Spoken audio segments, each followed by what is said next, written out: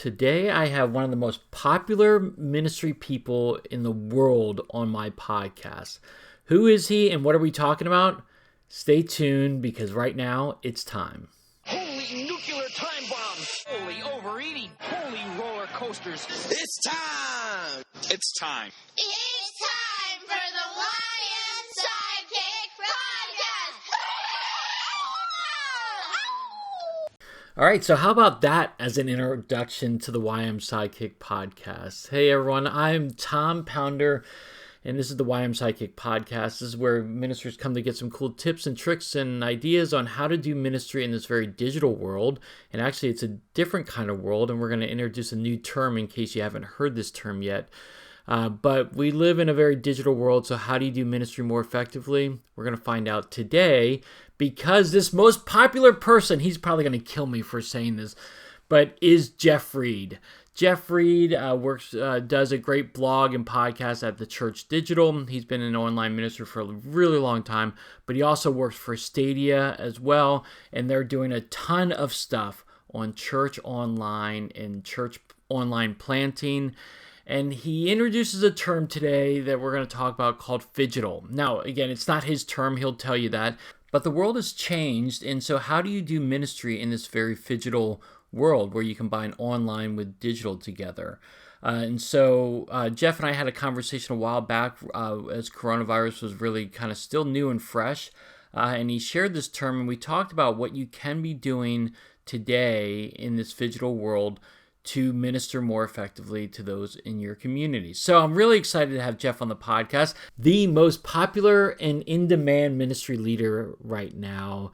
Man, Jeff is going to kill me for this introduction, but I love having conversations with Jeff. He's a great resource. So listen to our conversation and let's see how we can do ministry more effectively in this very digital world we're living in today.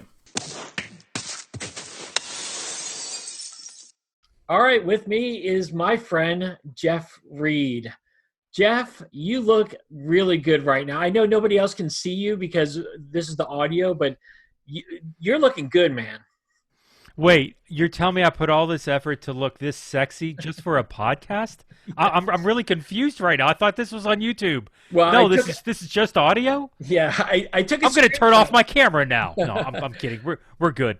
I'm gonna tweet this photo out, and I'll let people see how good you look. You know, but we were remarking off before we started recording that when I last interviewed Jeff, this was pre-COVID, and we were fighting for people to get online church and how do you convince. Some of the topics we talked about is how do you convince your pastor to do this, and what can you be doing for digital discipleship. And now it has all come crashing on you. And if you're in the digital world at all, you will see Jeff probably all over the place because he's on this webinar and that webinar. He's working with Stadia. And that happened a few months ago before this happened. But update people on what you've been doing and how you're helping Stadia right now. Yeah, so I took a job in January, late January, as director of digital church planting with Stadia. And so my job is literally to create, help people create churches that are digital only, churches that exist only in digital space and do not require a physical footprint. Now, pre-COVID, that was arguably one of the most controversial statements I've ever said in my life. Yeah. You want to create church just in digital space without gathering physically in a building? You can't do that. I've had friends, I've had pastor friends look me in the face and say, Jeff, I have a major theological issue with what you're doing. We're friends, but I think you're sinning by taking people away from the bride of Christ. Like, that's a straight up conversation from a pastor. Ironically, that was pre-COVID. 2 months later, in the middle of COVID, the same pastor calls me up, hey, Jeff, yeah, COVID, we're in trouble over here. Can you help us stream services? Yeah. Not saying, the Bible is not impacted by COVID. Like, it's not a symptom of COVID for the Bible to change. But in reality, it changed in this season where now churches are far more interested in this technological realm. Now, maybe it's for a season. I think there are churches that are learning lessons. I think there are churches that are going to become more phygital. They're going to combine their physical ministry with a deeper understanding of the strengths of digital. But you're right. There are going to be churches in this season that are going to turn the other way. They're going to try to revert back to normal or whatever their perception of normal is. Yeah. Well, and that's what I want to talk to you about today, because I feel like we all went all in on digital. We had to, okay? And there is going to be this season where we all have to, because of different restrictions according to the governments and all that kind of stuff. But eventually it's going to start lessening, and it already has begun, but it's eventually going to start lessening. People are going to start being able to meet in churches or physical church buildings again. And I think there's lots of lessons that we can learn at this period of time. Just like I think it's taking businesses to a whole different level. Places they wanted to get to 5-10 years down the road, they're now having to get to right now. I think this can take churches who were thinking, okay, we're going to go more digital five years down the road. Now they have to. So what are some lessons learned, and how can we do a combination of, I forget the word you used, that I saw you were interviewing Jay Crand about it. It was Phygital. Yes. So Phygital, Phygital. And so it's literally, it's a business term, but it's a combination of physical and digital. So like, let's take Home Depot. Pre-COVID, I guess you could do it in COVID, because I think Home Depot's open. I could walk into a Home Depot down here in Miami. I could go to the Pinecrest location. I could go to the South Dade location, or I could go to homedepot.com and I could buy a rake. I don't know why I need a rake. I could buy a rake. So I'm not going to say, if somebody says, hey, where'd you get the rake? I'm going to say Home Depot. I'm probably not going to say homedepot.com. I'm probably not going to say the Pinecrest or the South Dade location. I bought it at Home Depot because what the business world has figured out, it's how to provide equal services across all their locations, including the online one, to get a consistent experience across all of them. Now, pre-COVID, like, this was a fallacy. Like, you can't do discipleship online. If somebody gets saved online, it's not our responsibility. We're only responsible for the people within the area 15 miles from our physical locations. This is a conversation that many pastors, many pastors have had with me, and we've talked about this on previous shows. But the heart of COVID, really, to quote the great theologian Mike Tyson, everybody's got a plan until they get punched in the face. I love that quote. And COVID punched a bunch of churches in the face, and all these plans of, no, we're not going to do digital, it has to be physical. Well, COVID changed things. And I understand that some areas are opening up. Where I am in Miami, we're not opening up. Like, within the state of Florida, Dade, Broward, Palm Beach, Miami, Fort Lauderdale, West Palm Beach, we're still on lockdown. The county that I'm in, the zip code in Miami, is the highest intensity of COVID cases outside my house. So yeah, other than like playing basketball with my kid on the curb, I'm not going outside. Right. Now, what's interesting is that even in the season, whether you're locked down or whether you're opening up, there is now still an opportunity for the church, for your church, to move beyond a one-dimensional operating in the physical realm for discipleship, for growth, for accountability, for spiritual development. There's an opportunity to do that in the digital realm as well, or even digital to grow in other physical locations. Because what we're learning in this season is that, and this is the biggest surprise for me in the COVID season, I am shocked how well churches adapted to online small groups. Because there was this thing where you can't do discipleship, you can't do community, you need to do these things face to face. And the percentage of churches that would move 50, 60, 70, 80% of their physical small groups into Zoom, into Google Meet, into these different things, that these options that are out there, it was really encouraging to me, because it started to break down the chain a little bit that says that you cannot do discipleship. Well, what do you mean you can't do discipleship? Because in COVID season, we had 80% of our groups online meeting regularly. It sounds like discipleship to me. Well, if we did that, then what other doors are now opening up for us? Mhm. Yeah, I think that's right on. It's funny, I think of this a lot about the church in regards to baseball. I love baseball, but baseball has some hardcore traditionalists who hate when change happens. They resist the change. They don't want to have this expanded wild card anymore because it breaks against tradition. But then every time Major League Baseball has made the change, it's always worked out. I think, my opinion is, it's always worked out for the better. And more fans are now engaged. More interest is happening. In the same way with this, especially, just let's point to your digital small groups thing. I firmly believe in digital small groups. I will say this: you and I've talked about this before. Prior to COVID, I've never done a Zoom online group. I've done Facebook groups before. I've done Google groups before. I've done WhatsApp groups, never video. Occasionally I would go live in those videos, but never a live interaction. But now it's so funny how, when thrust in that situation, how you just make it work, and how people are still being discipled. In fact, right now, later on today, I'm going to actually baptize two people because it started with a video conference. It started with a video thing. Now I'm going to go baptize them in a bathtub. But I mean, I'm still able to do that. And I'm talking to another couple in Ohio who's talking about getting baptized. Now I am going to have to baptize them over Zoom. It's funny how we're now making exceptions to this, it all because of this. So we're open now. Yeah, I love that. And if you actually, I love the fact that you're baptizing people through an online relationship, and that you, a guy who's in Washington, D.C. area, is now wrestling with how to baptize somebody in Ohio. Like, Yeah. to me, that brings me so much joy, because when you actually look at the biblical foundations of what a church is, the biblical functions, dig into Acts 2, read the second half of Acts 2. There's 10 in there. You can find them relatively easy. When we look at our physical churches, worship, teaching, the sacraments, disciple-making practices, you see these things readily available in the physical locations. Pre-COVID, when you looked at our church online, was it representative of that? No. Nowhere.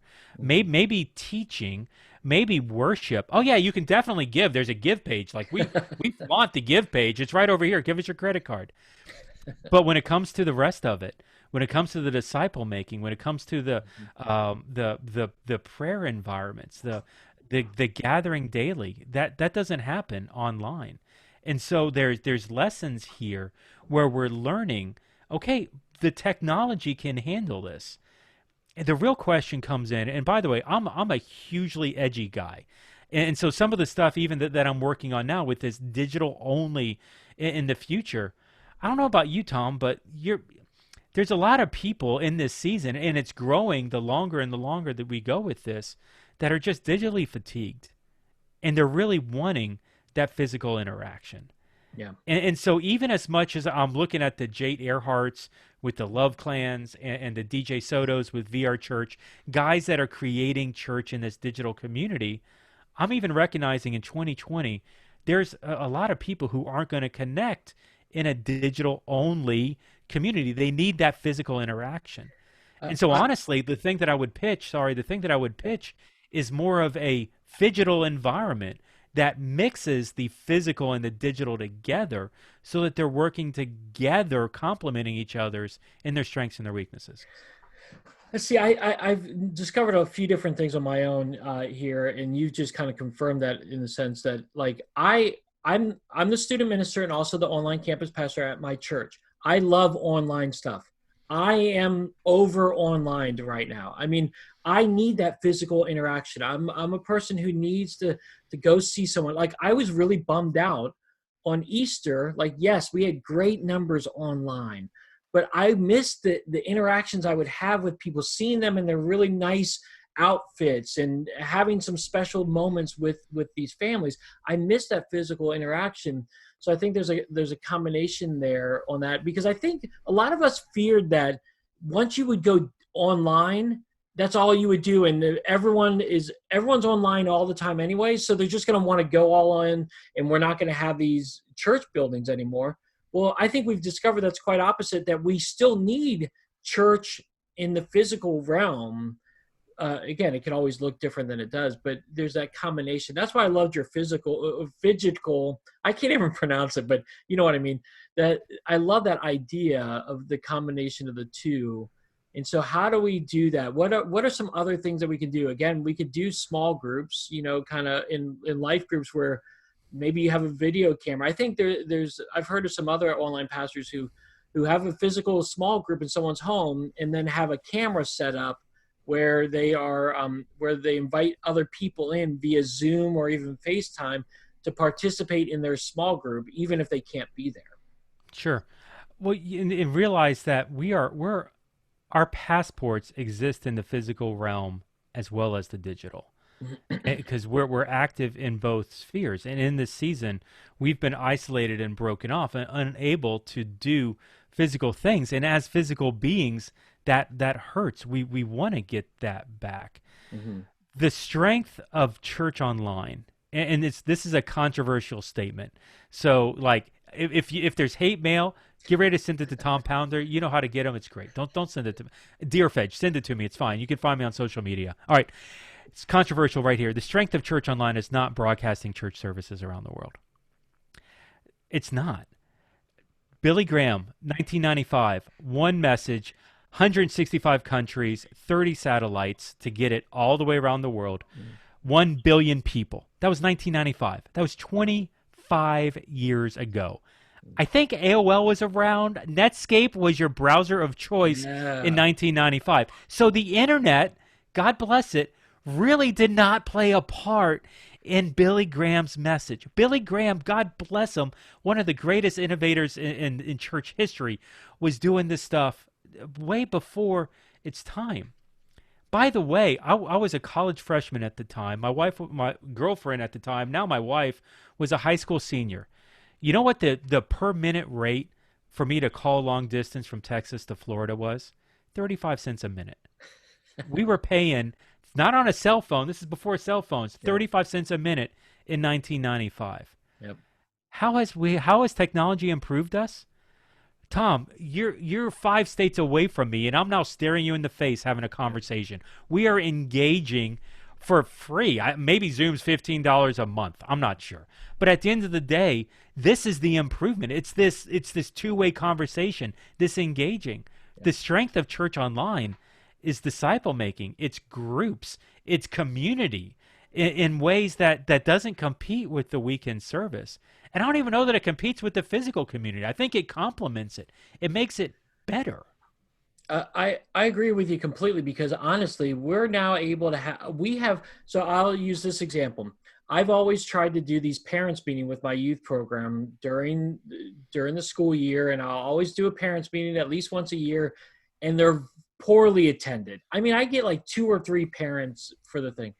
I did a parents meeting online last month, and I'm going to do this now every month. I see for the foreseeable future now that every month, well, I did this thing. I had 10 people or 10 couples join me. I had such a higher attendance rate on this parents meeting on Zoom than I ever did when we did this in person. And so I really feel like you're exactly right. This complements it. And that is the biggest strength of church online, not broadcasting your services. I agree. And now the whole world is inundated with services broadcasts. It's the group and community that I think is going to be most important. Yeah. And when we're looking coming out of this season of COVID and into what's next, honestly, a lot of the conversations that I want to have are centered around like a micro location, a watch party. Yes. Some of the way that we're staggering. In Illinois, no gatherings over 50 people until there's a vaccine.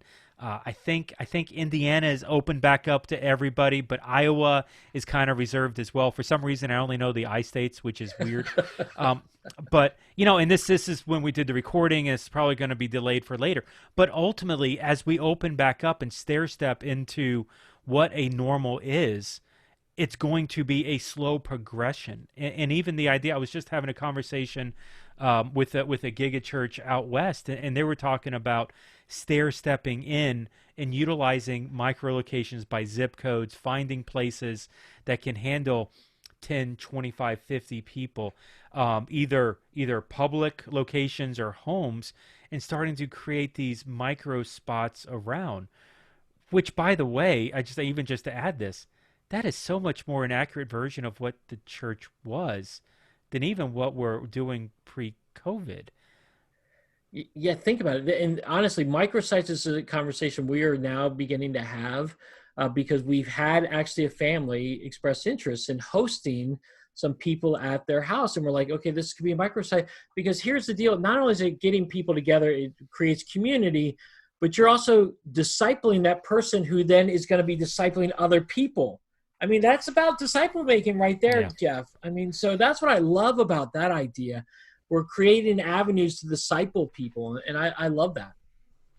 And really, that's the secret sauce in this COVID casserole. That's really weird. That just came out of my mouth. You can cut that if you want, or you can keep it. Either way, it's awesome. COVID casserole. That was weird, but that's the secret to this whole thing. Yeah. If churches would look at church online as the opportunity not to replace physical community, but as an opportunity to birth new community, it is literally a distribution network of the gospel. It's a distribution network of discipleship. And if you can utilize your church online to disciple people to the place where they can create communities, micro locations in their homes, reaching their circle of influence, or even reaching into their circle of influence digitally, their Facebook friends, their hobbies in video games or dog walkers within the community, like there's so many opportunities to engage with people in unique ways, physically or digitally. And the secret to all of this is getting a disciple who's capable of creating another disciple, who's capable of creating another disciple. And that's where movements start. Yep. Not out of big buildings with massive services, but with individuals who are on mission and passionate about doing something for God, for reaching their circle of influence. Yeah. Well, I agree completely. And one of the things I've really enjoyed about this time period too is, again, I'm the pseudo online campus pastor here at my church. But now we're all online campus pastors. We're all online pastors because we have to be. And so now it's not just me thinking and trying to drive direction. We're all thinking this way. And I think that only goes to benefit and serve our community in a greater perspective. Yeah, honestly, Tom, the biggest struggle that I think has come out of this COVID season is an overworked online pastor. And so much of these guys, I look them in the eyes. There was one day recently where I literally had 4 conversations over one day with 4 different online pastors, and everyone said some extent of, I am out of gas, I am out of words, I have nothing left to say, I am empty. And so there is a extent of mental health that we want to bring into that. But the thing that I love about what you said, Tom, is that you guys are not putting all the weight on a single person. Instead, you're looking at it more as, okay, digital is all of our opportunities. It's not a problem, it's an opportunity. So this is something that all of us can improve in. All of us need to own a piece of, from kids to students to worship to guest services to teaching, every different department within the church. There's an opportunity to engage on there. And it's not just a single online campus pastor or digital pastor's problem. And that was the idea before COVID. But the size of what the church and the impact that we're having in this season, mid-COVID, and I'm even suggesting after COVID, it's really all of our opportunities. I love that. It's all of our opportunities right now. But you're right. I mean, there are a lot of people who are overworked and overspent right now. And I'm hoping what I've kind of gained from this is, okay, so I've learned a lot of new things from here, but I'm also thinking, what's sustainable long-term? What am I doing now that will be sustainable 6 months down the road and sustainable? And I love the opportunity to experiment. Again, this is what I've been telling all the churches that I've been talking to, just with different youth pastors and stuff. I said, now's your time to experiment. No one's going to hold your feet to the fire and say, oh, this was terrible, you're going to get fired. No, they want you to try a bunch of different things. So use this as an opportunity to experiment and see what works, because I've already picked out 3 or 4 different things that I've done in my student ministry that I'm now going to be able to carry over when we still meet in a physical location. Yeah. There's just this different online element to it. And so what can you combine together? I think is fantastic. Yeah. And so I'm going to give you 3 Ps here. Yeah. This is going to be fun. I'm pulling out my preaching card. I'm going to play it right here. Somebody else told this to me, and I'm stealing it. So thank you, Justin at Stadia, for this. In this season, there are things, church, that we need to pioneer on. It's the first P, pioneer. There are things that we have never been done before, and we need to experiment. We need to get out there. We need to be edgy, think different, change the world, pivot. We need to pioneer in this season. There's no doubt. There's things that we need to preserve. Number 2, preserve on. We need to keep doing the stuff that we're doing. Now, here's number 3, because we can't pioneer unless we do number 3. There's things that we need to let perish. There's things that we need to let die. Yeah. And so there are things, and this is the hardest part. When I look at this pastor who's like, I'm out of gas. And I'm like, what margin do you have in your life? And he's like, I don't know, I'm Pastor. What's the number, 3 or 4? What are you talking about? What's your number, 3 or 4? Dude, I'm sorry. I got no. How many hours of sleep are you getting a night? 3 or 4? And I looked this guy in the face. I was like, honestly, I'm 6.5. And he's like, I haven't gotten 6.5 hours sleep in a month. Wow. And that's the unfortunate reality, because we don't have margin, because we stepped on the pedal thinking this was a sprint. Instead, it's a marathon. By the way, the marathon's not ending like in June. This is going to continue on. And the effects and the culture shift that we're in are going to continue on. So we need margin in our life. Church leaders, pastors, online pastors, senior pastor, anybody who's listening to this, if we're going to pioneer, there's things that we've got to let die. Yeah. There's things that need to perish. Otherwise, we're going to burn ourselves out. And there's going to be a generation of pastors who want nothing to do with the church because COVID killed them. Yep. The thing that's going to perish will be them. Something's got to be let go in this season and shift. Dude, that is fantastic. And I think I just found the title for this podcast when I posted it out there, because I do think you're 100% right. We all went on this with a sprint. We're like, this is going to be short. It's going to go quick. We've got to get in. We've got to pump a ton of content. We've got to go. And it killed people. It's killed people that I know very well. It hurt me. I'm not sleeping very well myself, although the past few days I've slept actually pretty decent. But you got to think about it as a marathon, and you got to work on it in that way. And I love what you said about the parish. Some things have to go. That's a natural thing that we should be doing anyways. We should be looking at what are we doing that's no longer being needed or effective. Then let's get rid of it. There are no more sacred cows anymore. We got to get rid of what's not being effective in order to pioneer effectively. So I think that's fantastic. Well, Jeff, it is always great having you on the podcast. You're great to talk to. Again, you've taken a step up here. I'm looking at you, and you've got this authentic background, this great mic, and a beautiful camera that I can see all your baldness on there, and every one of your, chin hair. Awesome. Chin hair. Thanks for including that in the reference. I appreciate that. Yeah. At least you didn't reference like the long ear hair that's like behind my AirPods. Oh my gosh, that's gross. That's I can't believe I just said that either. I will say this. You are my closest online pastor friend that I've never met in person. Oh. So we need to meet in person to get you up with the rest of the group. We got to figure out some way to align once the doors do open up and travel's a thing. We got to figure out how to get together because I really don't believe you're a robot, but maybe AI is really I don't know. Like this is concerning to me.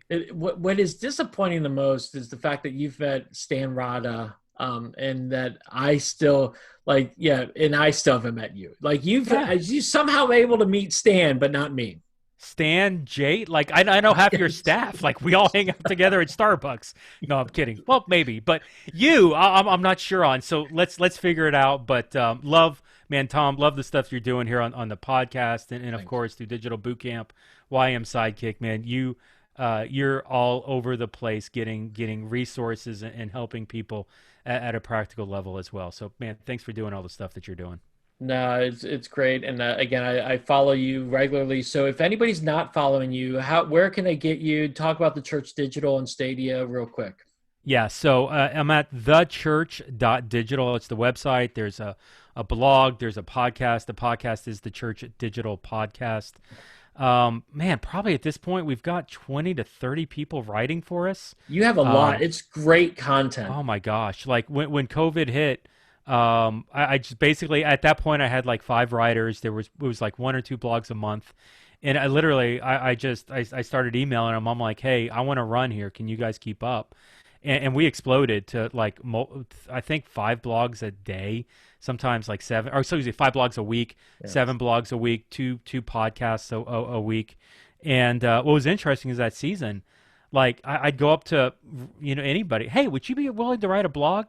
Hey, I would love to hear your opinion on this topic. And really just people coming out of the woodwork writing content, and traffic blew up 1,000% on my website. Yeah. Like, I mean, traffic was good before. It's nothing great, but just, and the Google searches at this point is just viral because people are looking for answers and they don't know who to go to. And so we've really, through the Church Digital, I've been working with that.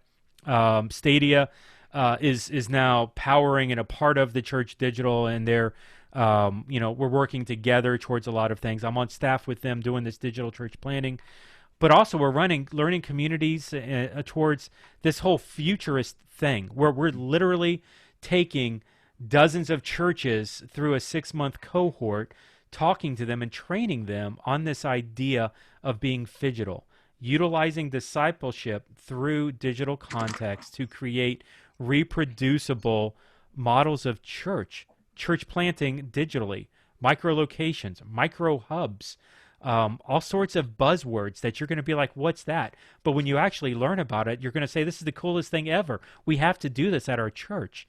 And so, like, if you are interested in that at all, stadiachurchplanting.org/Phygital, Phygital, or hit me up over at thechurch.digital. We would love to have a conversation with you either way. I'm at DeerFedge, Jeff Reed backwards on social media, and would love to, get harassed about my, handle, because yes, weird. It is a unique handle, and I love it. But I will have all those links in the show notes so people can just kind of click on that. They don't have to worry about doing that. Jeff, again, as always, it's great having you on the podcast. So thanks for joining me.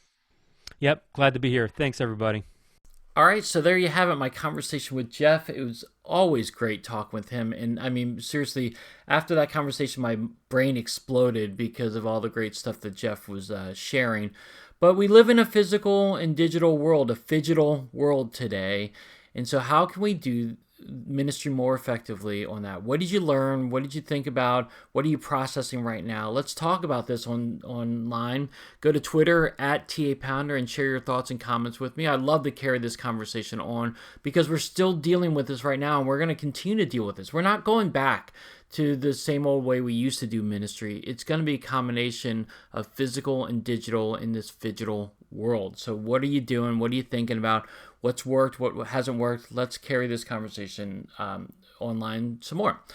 All right, heroes. Well, thanks so much for joining me today. It was great having you with me. As always, you can go to ymsidekick.com and get all this content, or you can subscribe to this on Spotify and iTunes, or wherever you get your podcasting stuff. It's all over the place.